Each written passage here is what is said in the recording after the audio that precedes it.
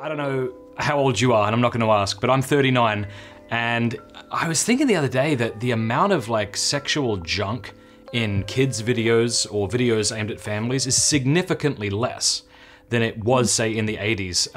Have you ever seen the movie Ghostbusters? The old first Ghostbusters? Yeah, a while ago.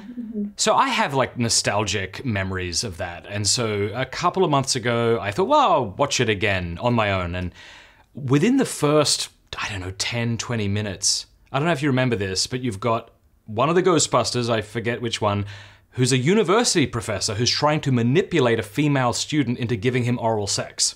I don't know if you remember that. I couldn't believe it. Yeah.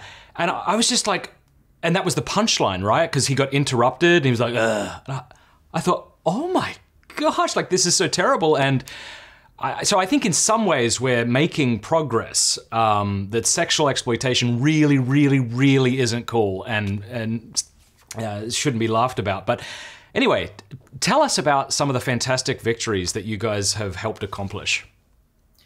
Well, it's so interesting that you say that because there is so much exploitation going on, but you're right that it's less normalized. People are realizing that this is something we need to stand up to, and everyone has a role to play in that. So we've been having a lot of victories and progress lately, especially with social media platforms, actually.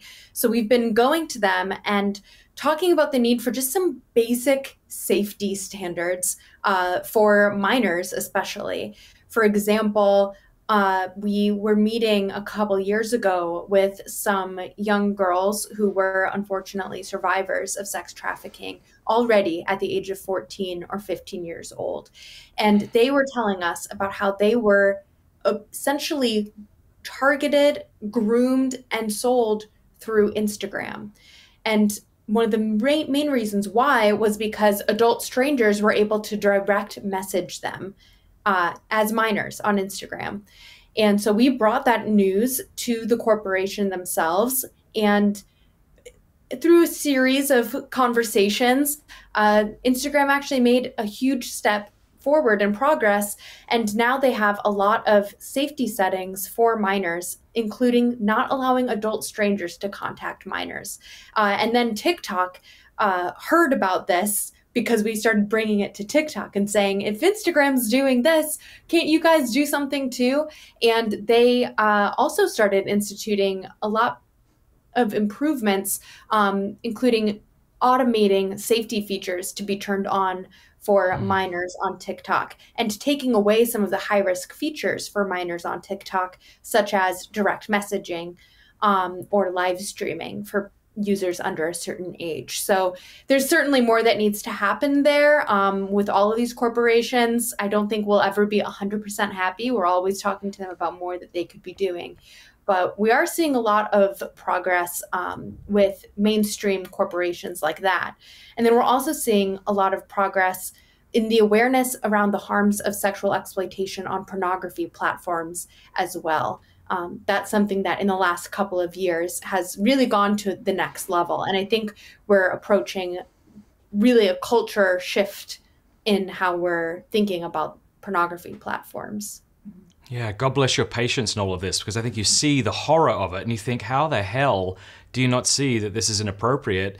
But it's got to be an incremental approach with these companies, I'm sure. And then not just an incremental approach, but like congratulating them full-throatedly when they do make good decisions so that they can appear as hopefully what they wish to be, a more ethical company. I also know that Nikosi kind of was partly responsible or mostly responsible for, like, this is back a few years ago, but Hilton hotels and other big hotel chains removing pornography from their televisions. And I think you guys got McDonald's and Starbucks to start filtering their Wi-Fi. You helped get Google to remove pornographic ads from their app store. Am I right in all those? Yes, and more. Actually, keep going. We need good news, Haley. Yeah, a recent update that happened with Google is, of course, with the pandemic, so much education moved online, and that actually became a bit of a money influx for Google because they have a lot of products that schools use, like tablets and Google Chromebooks, which are basically Google laptops that are often used in educational settings. And so all of these schools started purchasing these Google products specifically to use in online or distance learning. Unfortunately, none of these products had safety settings turned on. So they were purchased for children to use for education. No filters were turned on, and no safety settings. So we started hearing from parents about children who on these products started being exposed to hardcore pornography. Unfortunately, we even heard of one young boy who was doing some simple searches, trying to put together a homework assignment on slavery, and through Google Images was exposed to hardcore pornography on the school given device.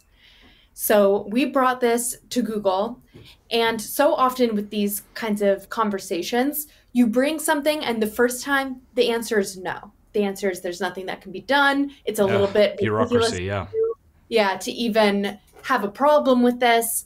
But we just kept bringing them stories from parents and from children who were experiencing harm.